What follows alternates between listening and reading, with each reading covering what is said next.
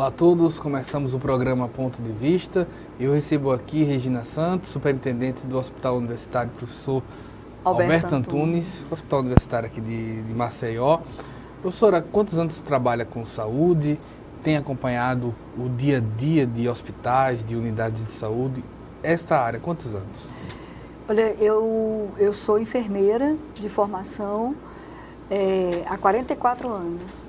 E há 44 anos eu trabalho na Universidade Federal de Alagoas como professora do curso de enfermagem.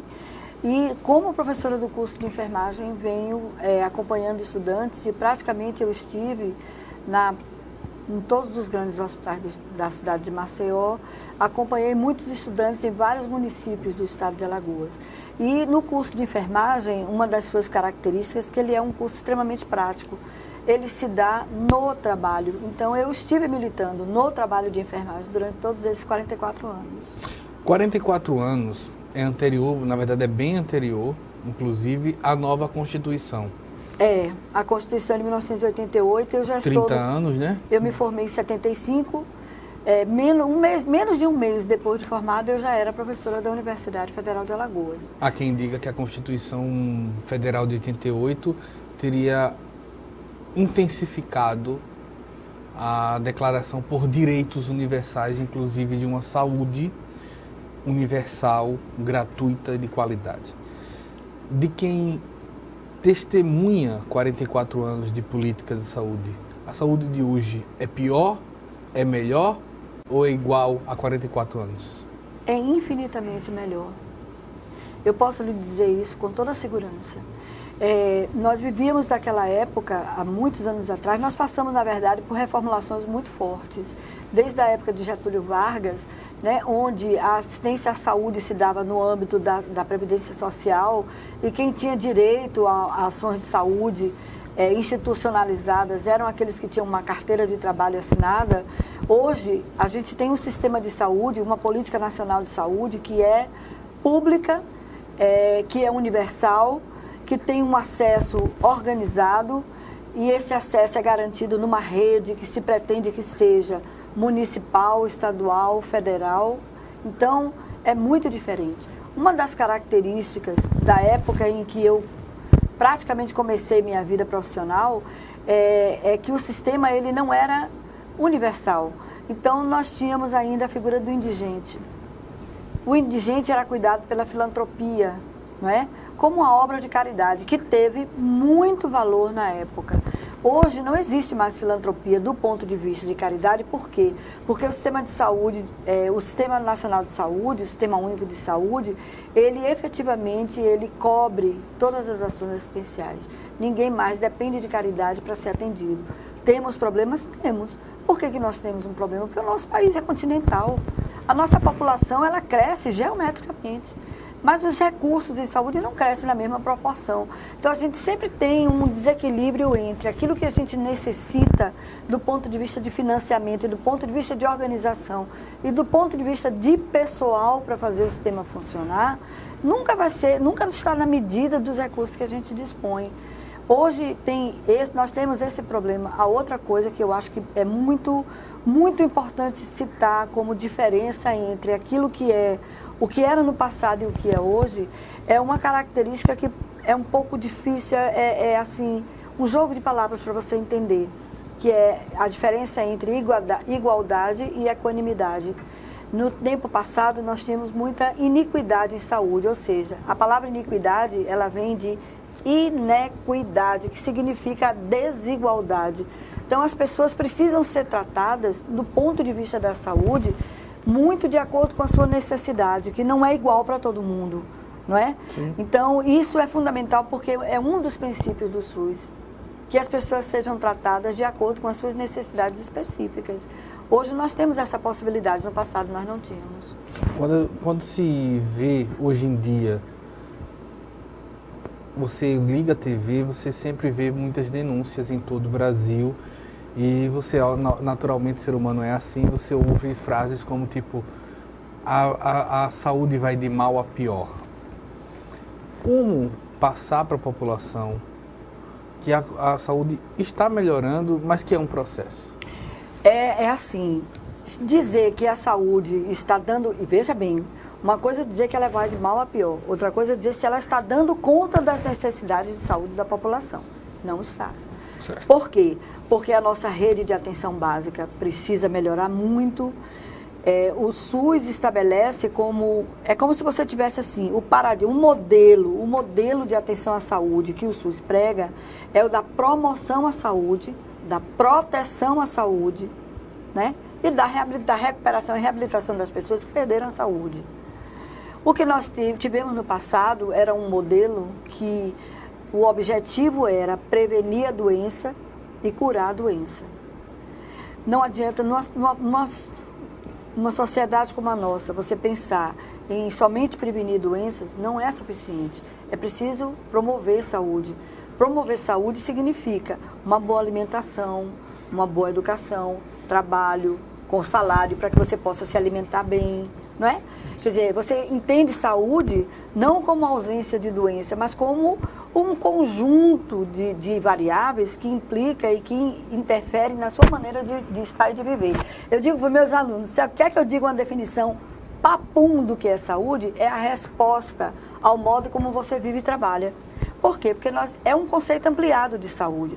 Então, para que o sistema de saúde desse conta, precisaria que esses outros setores, que é a educação, a alimentação, o trabalho, transporte, tivesse realmente um bom desempenho para que a pessoa pudesse ter acesso e ter condições de ter saúde.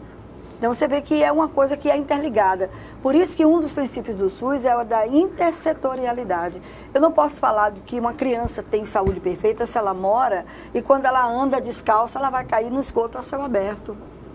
Então, a saúde daquela criança depende do saneamento básico, não é? E nós não temos essas condições. Se nós não temos essas condições, eu vou estar sempre lidando com doença, com problema, com pessoas que não conseguem se curar, porque elas não conseguem resolver os demais problemas que interferem na sua capacidade de ter saúde. Isso é um problema social. Então, pensar em saúde dentro da filosofia do SUS é pensar numa sociedade diferente do que nós temos agora. Então, o SUS não pode responder sozinho por tudo que diz respeito à manutenção da saúde das pessoas. Ela vai melhor. Ela poderia ser melhor, muito melhor, se nós tivéssemos muito investimento na atenção básica, que é onde é a porta de entrada, né? É a porta de entrada. Se você tem uma boa atenção básica, se você tem uma rede de atenção básica eficiente, a estratégia de saúde da família teria que dar um resultado muito melhor. Mas professor, explica para quem talvez não esteja familiarizado. O que é atenção básica? Então, a atenção primária é uma terminologia mais abrangente. A atenção básica está dentro da atenção primária. Mas deixa eu tentar lhe explicar isso de uma maneira bem, em outras palavras. Vamos pegar uma criança. É porque é difícil, a gente não sabe se é o ovo que vem primeiro ou é a galinha, né? É Quando você pensa numa criança, você pensa na mãe da criança. Mas digamos que você tem uma mulher grávida. Para que aquela mulher tenha um parto normal, para que ela tenha um parto saudável, ela precisa ser assistida, não é verdade? A assistência dessa mulher, ela se dá na atenção básica, ou seja, são as ações que vão dar suporte para que a pessoa viva bem. São as ações de promoção da saúde, de proteção da saúde. A criança, ela vai tomar vacina. Toda grávida tem que tomar vacina antitetânica. Por quê? Porque se ela toma vacina, ela não vai ter problema de a criança ter um tétano neonatal. Entende? Essa é uma ação básica. Ela acontece na rede de atenção básica. Então, são essas ações bem... Os cuidados neonatais, os exames, são todos na base? Tudo isso faz parte da atenção básica. E elas acontecem aonde? Nas unidades básicas de saúde. E aí, você puxa para uma coisa que sempre a gente sofre no hospital universitário. Sofre, por quê? Porque muitas vezes a população que não encontra o atendimento que ela precisa na unidade básica de saúde, ela vai para o hospital universitário. Imagina, Se a rede de atenção à saúde do SUS, a gente chama que ela é hierarquizada, ela é organizada hierarquicamente. O que é isso? Quem faz essa atenção básica, essa atenção primária, é a rede de atenção básica, são as unidades de saúde e tudo mais. Quem faz a de média complexidade são os ambulatórios das doenças, né, permanentes, como hipertensão, diabetes, tal. E quem faz a atenção complexa são os hospitais de grande porte. São os hospitais mais complexos, como é o caso do hospital universitário. Então, às vezes, a população se sente a outra porta de entrada, que eu não falei, eu estou saudável, bem, feliz, faço todos os meus exames, estou tudo bonitinho. Mas eu andei ali, a bicicleta bateu em mim, eu caí, quebrei o pé. Eu vou para a unidade de emergência. É a outra porta de entrada. É pelo acidente, pelo inesperado, que você pode entrar no sistema de saúde. Não é? Então, essa eu não quero contar, porque emergência é tudo aquilo que a gente não conseguiu dar conta no primeiro momento. Então, eu preciso resolver aquele problema. A pessoa foi atropelada, um infarte. Se ela tiver uma boa atenção básica, ela pode infartar por questões hereditárias, mas ela vai se prevenir, ela vai ter uma orientação de alimentação, ela vai ter uma orientação de exercício, ela não vai infartar. Vou tentar ser mais prático no sentido do nosso telespectador, mas exemplo, senti uma forte dor de barriga, estômago. Vou para um hospital de emergência? Hoje em dia, como o próprio hospital de emergência não estava dando conta, foram criadas as unidades de pronto atendimento. As unidades de pronto atendimento, elas servem para isso. Você tem um mal-estar, você tem alguma coisa que não estava prevista. Você vai na UPA, ela vai lhe atender naquela circunstância. Porque a impressão que dava, professora, pelo menos anos atrás, antes das UPAs, por exemplo, era que, tipo, se você tivesse sido atropelado, levasse um tiro, uma facada, tivesse um AVC, algo muito grave, o caminho, obviamente, sem discussão, hospital de emergência. Mas se você tiver, vamos lá, uma forte enxaqueca, uma dor muito forte, se ouvia, pelo menos a impressão que se tinha, de dizer o seguinte, olha, procura um ambulatório. Isso. Quantos ambulatórios tem meia-noite na cidade de Maceió? Só os mini pronto-socorros na época. Lembra que foram criados o Tabuleiro, o Jacintinho, do Tabuleiro, do Benedito Bentes. Eles faziam na época o papel que as unidades de pronto atendimento hoje fazem, as UPAs. Eles são necessários. Se nós tivéssemos condições de manter unidades básicas de saúde, porque são várias em cada distrito, que algumas delas funcionassem 24 horas por dia, elas iriam resolver esse tipo de problema para evitar a superlotação do hospital de emergência. Então, essas pequenas intercorrências podem ser resolvidas em unidades que a gente chama de intermediárias. Mas hoje isso daí está quase que remetido a um plano de saúde, não está, professor? Para poucas pessoas. Se lembre, para a classe média em especial, os planos de saúde, eles são uma alternativa de uma saúde particular. Você paga e você paga na incerteza. Plano de saúde você paga na incerteza. Você pode passar a sua vida inteira pagando plano de saúde e nunca utilizar. E você nunca vai ter essa devolução. Você pagou por algo que você nunca precisou. Entende? Você paga pela incerteza. Mas você pode precisar. E aí você vai e vai ser atendido pelo plano de saúde. E ele vai lhe levar, na maioria das vezes, para os hospitais. É assim, dentro da unidade básica de saúde, você pode fazer tudo. Exemplo, ao longo dos últimos anos, pesquisas mostram que os planos de saúde têm perdido clientes. Claro. Isso se deve, de uma certa maneira, esse caminho agora é para as UPAs de pessoas nessas intercorrências, nesse caminho. No entanto, 2 anos para cá, nessa discussão de política, o ministro do governo Temer, e há indicações, embora ainda não oficiais, os ministros do governo discutem, inclusive, cobranças no modelo público. Por exemplo, no governo Temer se falou em plano de saúde popular. E há quem se discute que se possa, e aí eu gero uma provocação. Você acha que há espaço para cobrança de algum tipo de serviço em hospitais públicos? Você me faz refletir. Eu penso que absolutamente não. Se a gente olhar para a Constituição brasileira, está escrito lá, nos artigos entre 196 e 200, está escrito lá que saúde é um direito da população brasileira e um dever do Estado prover assistência para essa população. E isso é constituído, isso é executado através do Sistema Único de Saúde, que inclui como complemento a assistência particular. Então, não tem que, em hospital público, não se deve cobrar nada. Eu lamento que, do ponto de vista de quem está no governo, pense que uma política estatal deva ser paga. Na verdade, nós já pagamos. Não existe, quando você fala em gratuidade, sim, eu recuso. Por quê? Porque nós pagamos através dos nossos impostos. Né? São os nossos impostos que pagam. Existem as fontes de pagamento do SUS que já estão descritas na própria Constituição. Ela diz claramente, a assistência à saúde da população brasileira deve ser paga com recurso daqui, daqui, daqui, daqui. Ela diz claramente. Então, não haveria para mim que se falar em pagamento dentro da rede pública. É permitido, a própria Constituição admite que a iniciativa privada forneça serviço de saúde e receba pelo serviço que presta. Inclusive, o próprio SUS, através de um processo chamado de contratualização, ele pode contratar um serviço privado para prestar serviço ao SUS e ele vai pagar por todos os procedimentos que forem lá. Por que o cidadão vai pagar uma terceira vez? Alguém precisava me convencer, porque eu não consigo acreditar que seja necessário.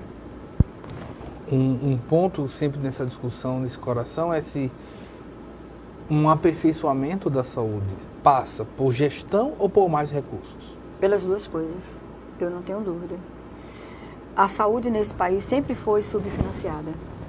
Se você tivesse me dito, eu teria até trazido alguns dados para vocês, mas se você fizer uma análise, né, do PIB brasileiro e da quantidade desse PIB que foi destinado à saúde ao longo dos 15, 20, dos 40 ou dos 2 últimos anos, você vai ver que foi uma linha oscilatória. Em alguns momentos havia um pouco mais de recurso, em alguns momentos menos.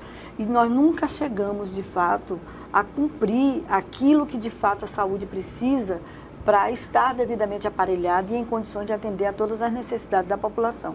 Sempre houve subfinanciamento. Associado a isso, eu não posso negar que houve uma gestão que não deu conta. Eu não estou dizendo a você que é boa, que é ruim, então não quero entrar no mérito da questão, mas que a gestão precisa ser aprimorada, precisa.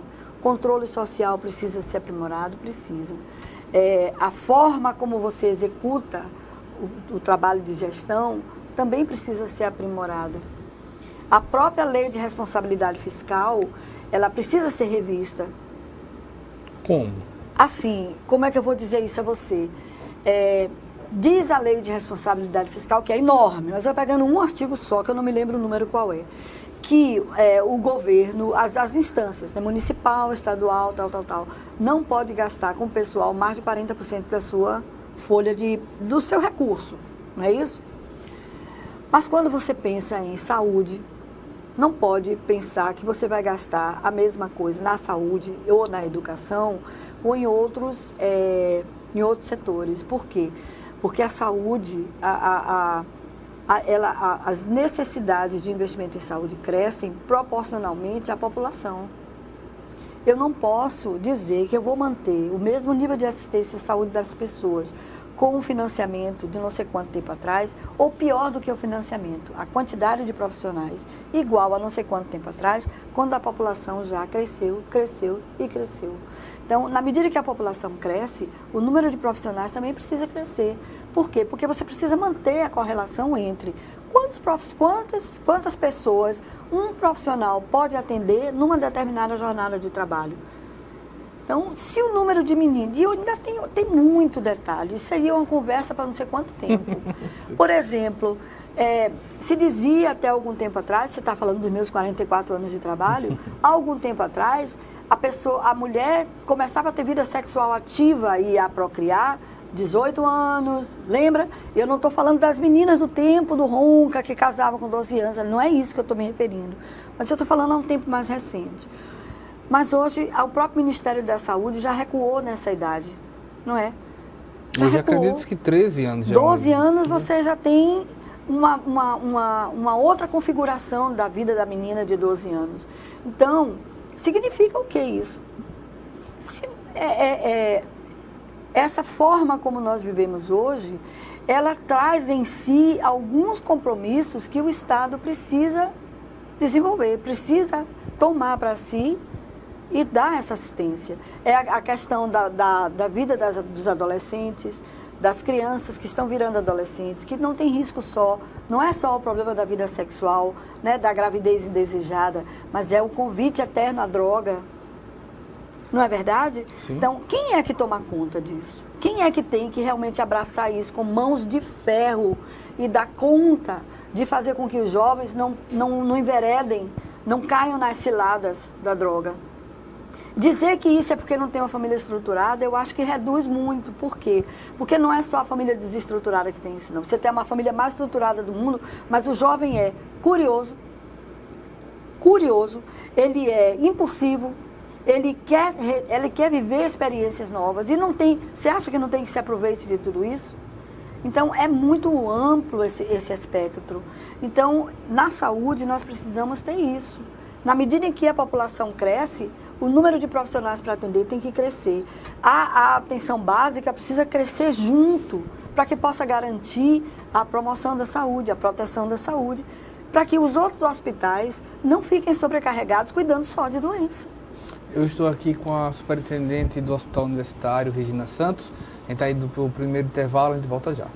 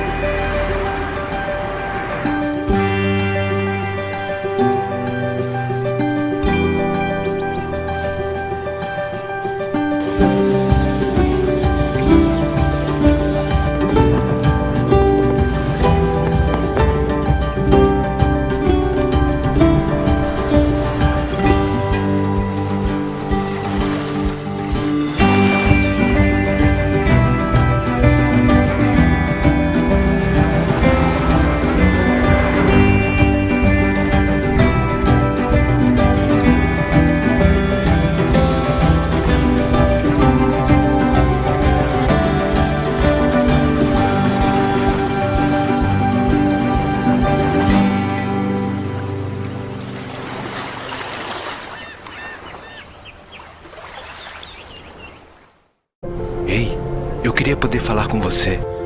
Te falar desses últimos meses e como tudo tá melhor. Eu percebi que viver é incrível, mais do que eu imaginava. Ser pai era um sonho e você me permitiu presenciar o nascimento da minha filha. Foi lindo. Pintei o quarto dela exatamente como imaginei. Antes de você, eu tinha medo de não conseguir estar presente quando esse momento chegasse. Queria te contar que, por sua causa, eu pude viver tudo isso. Provavelmente outras pessoas por aí querem te falar muita coisa também. Acho que você teria orgulho. Não só por mim, mas por ter feito algo tão nobre por pessoas que nunca viu. Eu só queria dizer obrigado. Obrigado por me dar mais tempo com a minha família. Obrigado pela sua doação de sangue. Doe sangue regularmente. Tem sempre alguém precisando de você. Procure o Hemocentro mais próximo e seja um doador.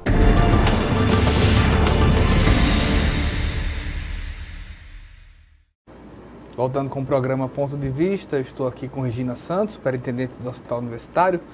Professora, eu tenho ideia, tenho a impressão de que 50 anos atrás nós tínhamos uma saúde em que as pessoas também não reivindicavam direitos. Assim, me dava a impressão de que quem tivesse síndrome de Down, tivesse uma doença mental em casa, e até doenças como câncer, impressão de quem não viveu era de que a família, ou pelo menos a maioria das famílias, principalmente na classe pobre, em vez de pegar seu familiar e levar a uma unidade, já também deixava em casa, cuidava em casa. Você tinha alguns casos, o médico da família Mas você não levava para o hospital, não exigia que o Estado assumisse os custos com remédios, essas coisas tudo. Isso é uma impressão de quem vive nos últimos 44, isso é uma impressão correta minha? Essa fase que você fala, ela é um pouco mais anterior aos nossos 40 ou 50 anos, no meu caso de vida em saúde. Ela vem no próprio desenvolvimento da assistência à saúde da população brasileira. Ao decorrer do tempo, muitas doenças, elas eram tidas como doenças que eram estigmatizadas, tipo hanseníase, tuberculose, a própria esquistossomose hepatoesplênica, que era uma endemia aqui no estado de Alagoas, elas chamam barriga d'água, xistosa, como o pessoal do interior chama. Quando a pessoa começava a apresentar aqueles sinais mais de gravidade já, com aquele abdômen enorme, né? Todo mundo começava a... né? Ninguém queria mais se envolver nem nada. Na atualidade, ainda se luta muito contra os preconceitos. Muito, muito. Você não pode calcular quanto. Mas eu acredito que a consciência do direito de atenção à saúde, ela já está, eu não posso dizer a você que 100% instalada na consciência de cada cidadão brasileiro. Mas as pessoas, na sua grande maioria, sabem que tem direito à assistência. Há uma propaganda negativa contra o SUS, eu penso, não estou dizendo que isso é verdadeiro, não tenho dado que possa comprovar, mas eu sinto, eu vejo isso como se não fosse bom. Não, o SUS é excelente, ele dá conta de atender a qualquer pessoa. E como um sistema público, ele tem dificuldade porque ele não tem a capacidade instalada para atender a todos de acordo com sua necessidade. Diferente de outros hospitais que são muito mais ágeis porque tem pouca clientela. Você imagine que a capacidade financeira e orçamentária de uma família para manter plano de saúde, isso é para a classe média. A maioria da nossa população não está na classe média. Você entende? Então, a gente ainda luta com tudo isso. Muitas doenças que antes foram controladas, na medida em que a assistência na atenção básica ela não acontece corretamente, falta recursos humanos, falta abrangência, falta um monte de coisa, essas doenças recrudescem, ou seja, elas voltam a aparecer. E com elas vêm todos os estigmas, todos os preconceitos que você possa imaginar. A palavra câncer, como você falou, há algum tempo atrás, ela era assustadora. Nem era pronunciada, né, professor? As pessoas falavam CA, aquela né? doença, não. Nem CA, no meu né? tempo ainda era aquela doença. Fulano está com aquela doença. Aí fechava... Eu já peguei uma época que o pessoal dizia bem assim, olha, ele está com CA. Isso é moderno. Já é para cá, já vai ser. Isso é moderno, não é? As primeiras pessoas que eu cuidei aqui em Maceió com câncer, a gente precisava, inclusive, convencer a família que aquilo não era transmissível, que aquilo não pegava, né? E que ela precisava ajudar a tomar conta do seu parente, né? E junto com isso, e aí você traz uma coisa que eu acho fundamental na saúde, as pesquisas, a aplicação na prática dos resultados de pesquisa fizeram com que tudo isso se manifestasse de uma forma muito diferente. Ter câncer em 1950, em 1990 e em 2019 é muito diferente. Imagino. É muito diferente. Hoje, além das pessoas saberem que ela tem o direito de ter sua medicação, que ela tem e cura? que se ela não puder comprar, ela pode pedir ao Estado que lhe forneça, né? Se ela precisa de uma cirurgia, que naquele estado ela não existe tecnologia para fazer, e em outro lugar tem, o Estado é obrigado a pagar o tratamento fora do domicílio, porque isso é uma política inclusiva. Então, com isso, ela consegue entender que o direito à saúde dela se manifesta e ela é atendida. E se ela não é por bem, ela vai pela justiça, consegue. Isso Sim. é algo precioso.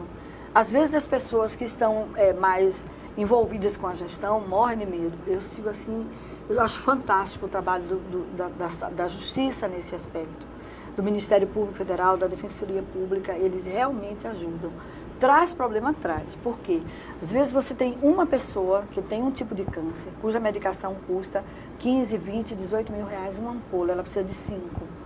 E o hospital é obrigado a pegar o rico dinheirinho que ele tem, aquele cadinho que tem, vai e compra e atende aquela pessoa. E outras tantas ficam sem assistência porque o dinheiro não deu para comprar tudo. Então isso é um transtorno.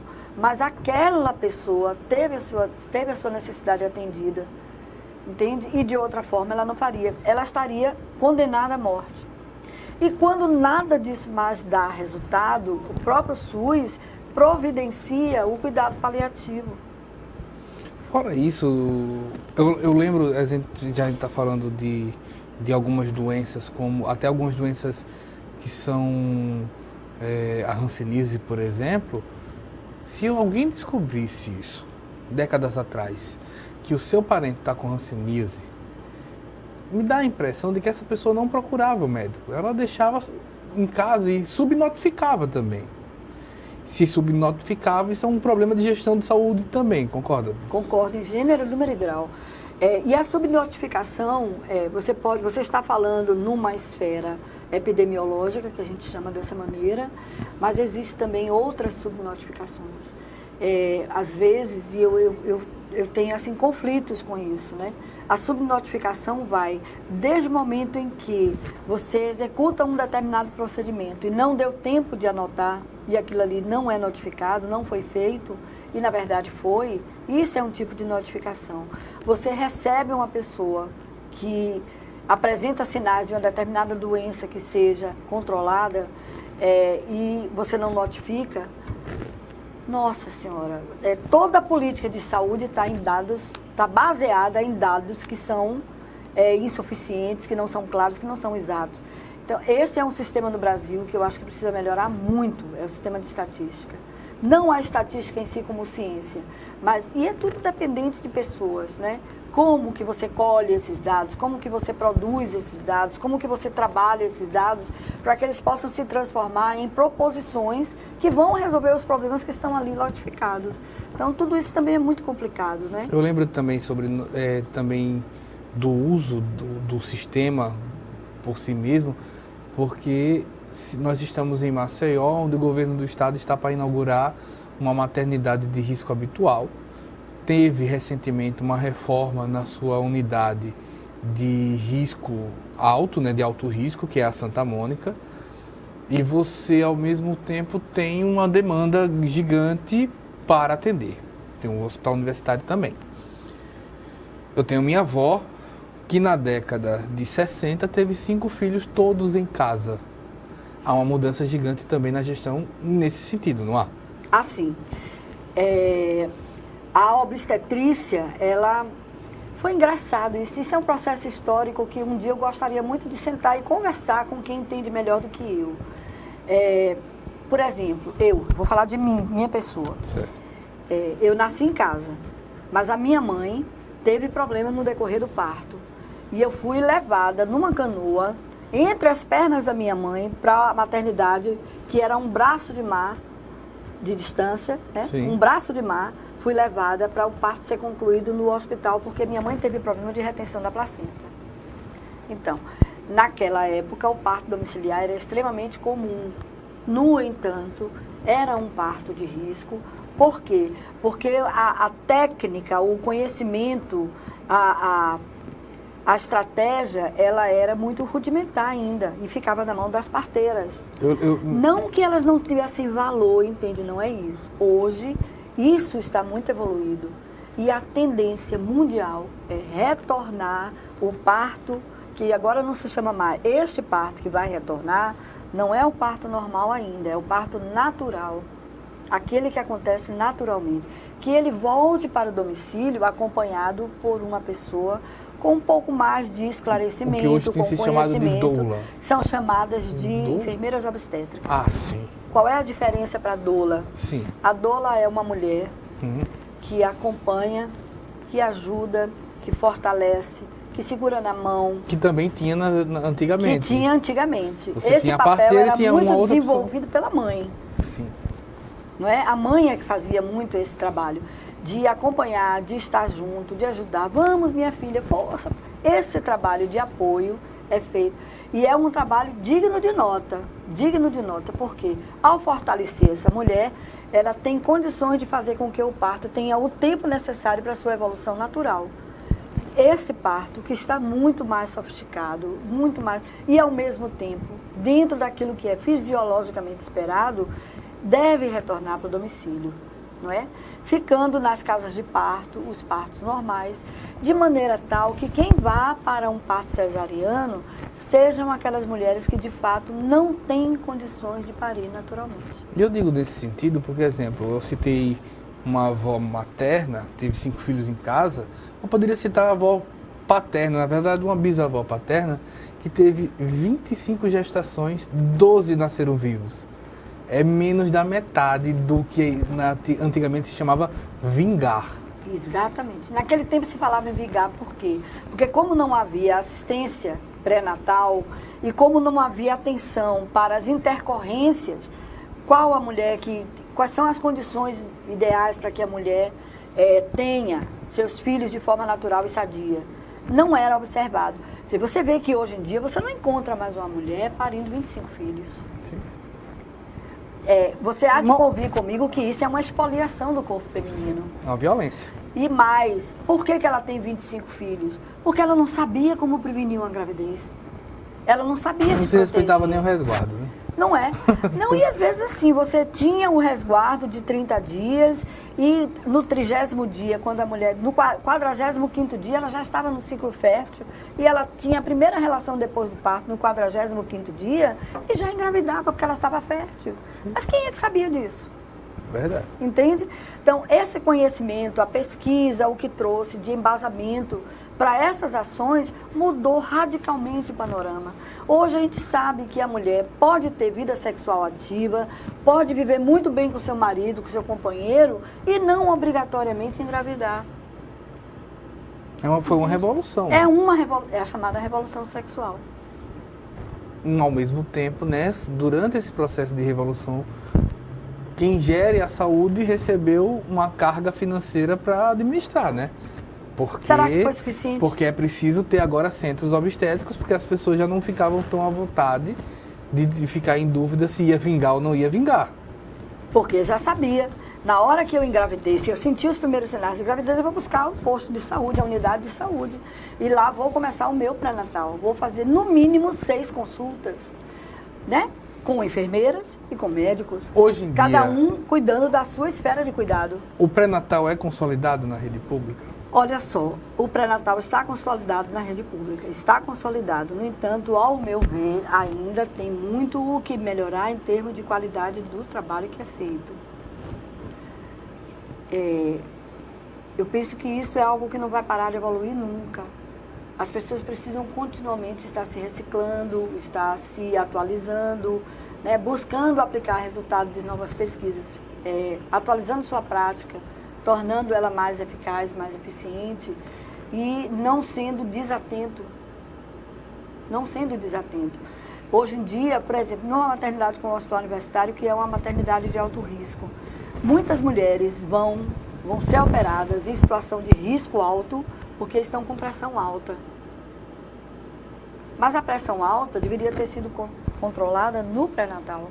Ela não poderia chegar no momento do parto com a pressão alta. Ela até pode ter uma crise hipertensiva no momento do parto, mas ou um pico hipertensivo no momento do parto, não vejo nada de mais nisso. Mas ela entrar em trabalho de parto com a pressão alta, eu vou desconfiar do pré-natal que ela fez.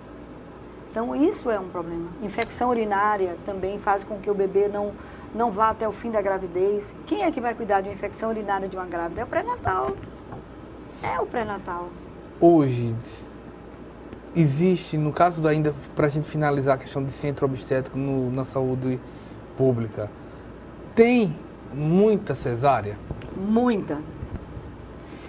Onde nós encontramos muitas cesáreas. Eu vou tentar, eu espero que meus colegas não briguem muito comigo, eu vou tentar colocar para você. Primeiro, tem muita cesárea no Hospital Universitário, muita. Muito mais do que eu gostaria que tivesse. Mas eu vou olhar quem é a mulher que vai para lá. Se fosse para lá uma mulher que não tivesse risco nenhum e tivesse muita cesárea, eu ia desconfiar. Aqui tem alguma coisa errada. Mas quem vai para o hospital universitário é porque está em alto risco e eu não posso colocar nem a mulher nem a criança em risco. Então eu vou fazer cesárea. Entende? Entendo. Por isso que lá tem muita cesárea. A mesma coisa eu acredito que seja na Santa Mônica. Não tenho dado para falar da Santa Mônica, mas eu acredito que seja igual, porque também é uma maternidade de alto risco. Se eu vou para uma maternidade de risco habitual, eu espero que o índice de cesárea seja mínimo. Mínimo, porque quem vai para lá são mulheres que têm condições de desenvolver um parto normal. Entende? Entendo. Então, o ideal é que o número de cesárea diminua cada vez mais. O fato de uma mulher ser hipertensa não obriga que ela tenha parto cesariano. Mas se ela chegar numa crise hipertensiva brava e chegar a uma convulsão, se eu não fizer a cesárea, vai morrer a mulher e vai morrer o menino. Então, são situações extremas. E aí você vê, é uma situação que eu imputo para uma unidade de obstetrícia de alto risco, extremo estresse para os profissionais, que constantemente ele tem que tomar decisões, entende? Então, tem muita cesárea ainda, mas localizada. E a terceira via da grande número de cesáreas eu não sei, eu não posso dizer isso, mas eu acredito que tem uma disseminação de que o parto é algo que a mulher vai se acabar, que ela vai morrer de dor, sabe? Isso faz com que as mulheres tenham medo de parir. Não é bem assim. Se o parto fosse algo insuportável, certamente a natureza que nos fez do jeito que nós somos teria tomado outra medida.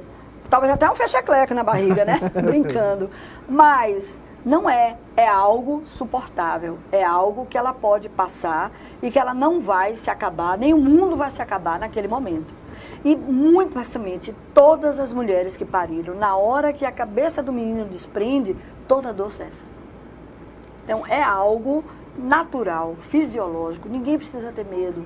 E hoje em dia, você sabe, por exemplo, nas próprias unidades básicas de saúde, nas unidades melhor estruturadas, não tem só assistência pré-natal, a mulher vai lá para... Não, tem grupo de gestante, onde elas têm a oportunidade de conversar, trocar experiências. Existe uma técnica muito interessante chamada chá de parto. Não tem chá de panela, chá de cozinha, chá de noivo, chá de não sei de quê, tem chá de parto. O que é o chá de parto? Foi criada uma técnica criada por uma enfermeira obstétrica chamada Cristina Treza, que é docente e professora da UFAL também. E ela diz o seguinte: vamos juntar um grupo de mulheres que já passaram pela experiência do parto normal, que foram bem-sucedidas, e vamos usar esse momento, essa conversa, para fortalecer aquela mulher que está prestes a parir. E tem dado resultados muito bons. Muito bem. Isso tudo se faz na Unidade Básica de Saúde. A gente está indo para mais um intervalo. Voltamos já com Regina Santos, superintendente do HU.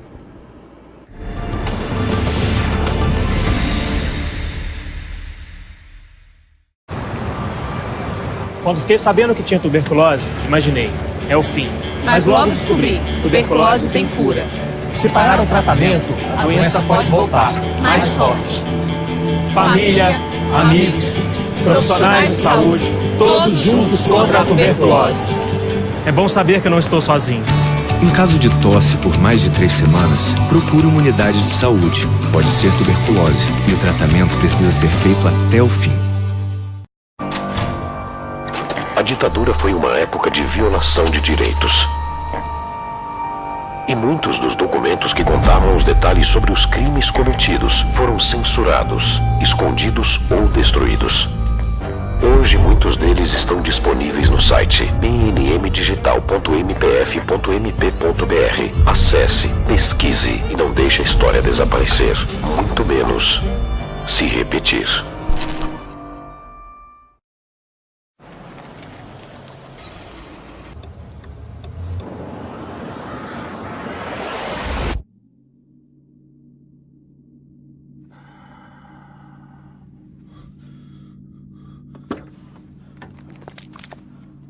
Mate. Oh, I'm so sorry. I thought there was time. He's just pulled out. I don't have time to stop. Oh, come on, mate. It was a simple mistake. I don't know if I was going a bit slower. Please. I've got my boy in the back.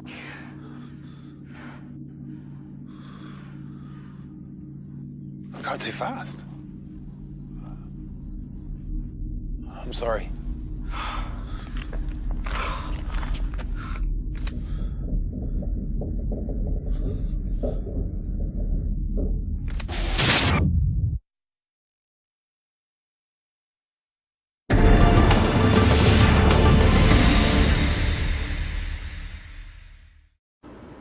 Retornamos com o último bloco do programa Ponto de Vista. Estou aqui com a Regina Santos, superintendente do Hospital Universitário. Regina, e qual a atual situação do Hospital Universitário? O Hospital Universitário agora, ele está em franco processo de desenvolvimento. De tudo que esse hospital construiu nos seus 40 e poucos anos de existência, nós vemos hoje um hospital muito maior do que ele foi, muito maior. Eu sei isso porque quando eu cheguei no Hospital Universitário em 1975, nós tínhamos 35 leitos, né? Num corredor único, de um lado clínica cirúrgica, do outro clínica médica, no fundo a pediatria, uma salinha de cirurgia, uma sala de recuperação pós-operatória e um ambulatório, com um pequeno laboratório, muito pequenininho. Hoje eu vejo um hospital enorme daquele. Então significa que ele vem... Tem quantos andares? Nós temos, são 5 andares. Não, na época. Na época não tinha andar nenhum. Era só ali. Se você lembrar da estrutura do Hospital Universitário, ele todinho era o primeiro pavilhão que tem logo ali perto da pista, no térreo. Aquele pavilhão que hoje é ambulatório, o segundo pavilhão que era ambulatório e aquele entradazinha ali que era única. Só, mais nada. Hoje tem 6 andares. Hoje, nossa mãe, o hospital hoje é imenso, né? 5 andares, 6 pisos. Porque não, 6 andares, 5 pisos, porque o térreo é contado como o primeiro. O segundo andar seria o primeiro, então diminui uma lâmina. Quase todos os serviços de saúde a gente pode oferecer. Alguns são únicos. Banco de olhos do Estado é lá no Hospital Universitário. Nós mantemos o banco de olhos.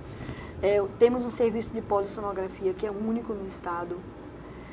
Um ambulatório de genética incrível, incrível. E que através das suas pesquisas conseguiu equipar o laboratório. E hoje tem pesquisas financiadas pelo CNPq com perspectiva de trabalhar. Todas essas questões são colocadas do ponto de vista da genética, as próprias doenças hereditárias e tudo. Então, temos um ambulatório de cardiologia enorme, temos muita coisa, muita coisa. Temos o serviço de cirurgia bariátrica, que é público, é o único no Estado, não é? Tem todas as dificuldades, porque, sendo um hospital público, a própria forma de preparação do usuário para fazer a cirurgia bariátrica, aquela que reduz o peso, ele precisa estar muito bem preparado, porque a gente não pode brincar com ele como se ele pudesse fazer a cirurgia e engordar de novo. Não é. Ele passa por um período muito longo de preparação. E a gente faz essa cirurgia, uma das nossas linhas de cuidado. A própria obstetrícia é uma linha de cuidado do Hospital Universitário, onde a gente mantém 15 leitos de UTI neonatal, uma UCI normal e uma UCI canguru, para aquelas crianças que dependem basicamente da relação mãe-filho. E, assim, uma pediatria que tem muita capacidade de atendimento.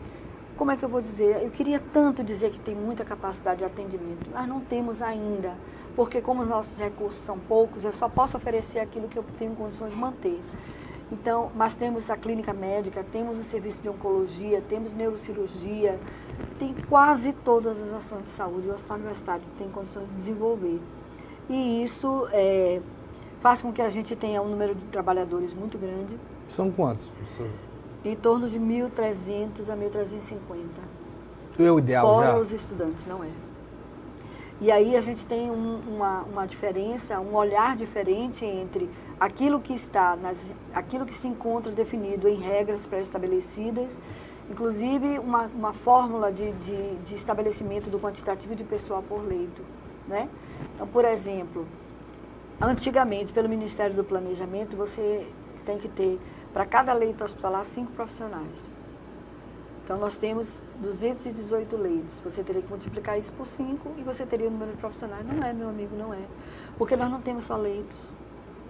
sem cirúrgico, tem central de material de esterilização, tem UTI, são leitos, são trabalhos que se fazem integrados para que você possa ter uma atenção integral. E temos inúmeros ambulatórios. Então, esse número de pessoal é insuficiente. E talvez hoje a nossa maior crise de pessoal no hospital universitário seja de pessoal de enfermagem. Essa conta de 5 não dá. Um médico, uma enfermeira, um fisioterapeuta, não fecha. Porque eu preciso de técnico de enfermagem, eu preciso de tantos outros. E, de repente, a gente não encontra muito... Nossos apelos não são sempre ouvidos em relação ao pessoal. Eu tenho conversado muito com o Ministério Público acerca do insuficiente número de pessoal de enfermagem para trabalhar, de profissionais. Nós precisamos urgentemente de um retinólogo, um oftalmologista com uma especialidade só. Mas se ele não tiver e não agir, quem vai sofrer são os bebezinhos recém-nascidos, que a retina não está prontinha ainda. E como é que eu vou responder por ele quando ele crescer? Tem tudo isso, sabe? Então, é muito complexo o hospital universitário, é muito complexo. Ao mesmo tempo que ele tem serviços muito bem estruturados, como, por exemplo, um centro de endoscopia, muito bem estruturado, cadê o pessoal para botar nesse canto para trabalhar? Nós estamos com uma promessa nós recebemos, inclusive, uma emenda parlamentar para construir, para reformar a UTI pediátrica do hospital. Nós não temos UTI pediátrica e, com isso, nós temos dificuldade de atender as crianças que têm leucemia, tal, para desafogar a própria UTI neonatal. Depois do 28º dia, o bebê tem que sair, porque ele não é mais recém-nascido. Ele já é um bebê, um lactente, ele precisa sair para ir para a UTI pediátrica. E eu não tenho para onde mandar. Então, tudo isso são coisas. E o hospital universitário tem planos para o futuro. Nós queremos essa UTI pediátrica. Nós tivemos a ousadia ano passado de construir uma atitude mínima, uma sala devidamente ambientada para acolher as populações indígenas. Ele não vai ser atendido naquela sala, o médico não vai lá atendê-lo, mas ele vai chegar no hospital e não vai ficar perdido, sabe? Ele vai saber que ele tem um lugar para onde ele vai, que alguém vai direcioná-lo para que ele possa ser atendido dentro da especialidade que ele precisa e depois ele vai para casa. Temos um projeto de construir uma OCA. Por quê? Porque nós sabemos que determinados hábitos, determinados ritos precisam de espaço para serem desenvolvidos, porque as pessoas acreditam, elas têm sua fé. Então, isso tudo a gente pretende ter condições de oferecer a essas populações. Por quê? Porque não existem outros locais que se faça isso. Está na fila lá dos projetos precisando de financiamento, não é? Então, o hospital universitário, para mim, ele está em pleno processo de desenvolvimento, com todas as carências. Os profissionais são da melhor qualidade. Não só os profissionais da saúde propriamente dito, mas os profissionais administrativos, eles se envolvem e eles querem resolver os problemas de cada pessoa que vai lá, entende? E quando não resolvem, pense como eles ficam. São mais de 1.000 pessoas. São 1.300 pessoas só dessa categoria. Eu costumo dizer que às vezes você acorda, olha no espelho e às vezes você se estranha. Não é? E como é gerir mais de 1.000 pessoas? Não vou dizer a você que é fácil, mas não vou dizer a você que é difícil. Eu tenho trabalhado, a nossa gestão é uma gestão participativa, é um modelo de gestão. Pode existir 1.000 outros. Nós escolhemos esse. Então, as nossas decisões são todas colegiadas. Nós reunimos o grupo que compõe a gestão, que são a superintendente, os gerentes de atenção à saúde, administrativo e de ensino e pesquisa, porque nós somos um hospital-escola. Então, e cada um deles tem suas divisões. Nós tomamos como princípio para nós que nenhum problema pode ser visto por um olhar só. Por quê? Porque se eu entendo saúde como multissetorial, multifacetada, gestão em saúde tem que ser vista dessa maneira também. Então, quando eu trago um problema para a mesa, ou quando qualquer colega traz um problema para a mesa, todo mundo se debruça sobre o problema. E aí a decisão que é tomada ali, ela é batido o martelo, tomou a decisão, todos são obrigados a obedecer. todos vão cumprir. Por quê? Porque ela nasceu da inteligência de todos aqueles profissionais. E todos os ângulos que aquela decisão precisaria observar foram observados. Elas tendem a dar certo. Qual o maior desafio do Hospital Universitário para 2019 em frente? Pessoal, eu preciso de trabalhadores da saúde. Eu preciso de pessoal. A nossa carência de pessoal é tamanha que começa agora a comprometer o processo de assistência. Eu posso fazer muito mais se eu tiver pessoal. Isso é uma frase que os profissionais dizem entre si, sabe? O Hospital Universitário não está atuando em toda a sua capacidade técnica e estrutural porque não tem pessoal. Estrutural física tem. Sim, tem. Equipamento também. Equipamento nós recebemos, olha só, eu estava olhando hoje um gráfico que nós recebemos da gerência administrativa. Nós tivemos um boom de compra de equipamento de 6 milhões de reais em 2012. Depois nós não tivemos quase nada. Em 2016 cresceu um bocadinho. 2017 cresceu um pouquinho. E esse ano nós já fechamos em mais de 8 milhões de reais. 2018. 2018 agora. 2018 para 2019 nós fechamos mais de 8 milhões de reais em equipamentos. Nós renovamos boa parte do nosso parque tecnológico. E esse recurso veio tanto do Programa de Reestruturação dos Hospitais Universitários, chamado REUF, que é gerido pela EBSER, e de emendas parlamentares. Esse recurso existe. Por que eu não vou atrás? O apoio do Congresso Nacional é fundamental nesse sentido. Para essas emendas, sim. Eu acredito que é uma responsabilidade da bancada parlamentar de Alagoas. E vou lhe dizer que nós temos sido bem recebidos e aquilo que nós solicitamos, nós conseguimos. E eles foram foi muito interessante a maneira como eles receberam as necessidades do Hospital Universitário e como eles responderam a essa necessidade. Eu penso que foi um ganho muito grande para nós. Uma declaração importante em tempos em que o Congresso Nacional muitas vezes sofre, né, uma crítica. Há sim um papel do legislador, né, do parlamentar, em buscar melhorias pela sua comunidade, né? E eles têm, assim, a questão da saúde é tão séria que dentre as emendas parlamentares, que são recursos legítimos, que são disponibilizados para o parlamentar fazer o seu trabalho, né, consolidar as promessas de campanha e consolidar sua base, eles usam isso. E a emenda impositiva em saúde, impositiva já diz, daquele total que ele recebe, uma parte dela é impositiva para ser aplicada em saúde. E, de fato, tem sido aplicada em saúde.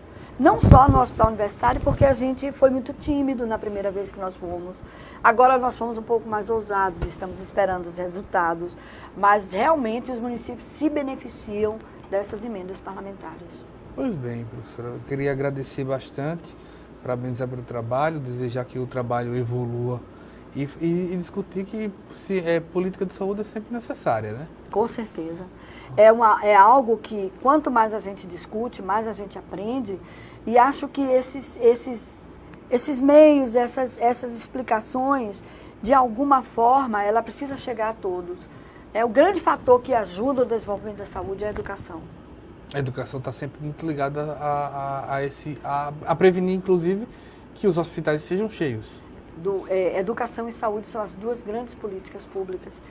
Desde a Revolução Francesa, que educação e saúde são de responsabilidade do Estado, pelo menos do ponto de vista do que a Revolução Francesa traz dentro do próprio liberalismo. Você falou da comunidade indígena. Vocês recebem muito comunidade indígena? Nós somos referência para eles. Isso é algo que, inclusive, nós somos referência não só para o estado de Alagoas, mas para algumas regiões também do estado de Sergipe. A importância também da saúde inclusiva, né? Isso. Pois bem. Regina Santos, superintendente do Hospital Universitário, professor Alberto Antunes. O Hospital Universitário fica ali do lado da UFAL. Muito obrigado. Foi um prazer estar aqui com vocês e eu quero agradecer pela paciência em me ouvir. Que isso, foi um prazer. Te agradeço também a você pela audiência, espero uma próxima oportunidade. Até mais.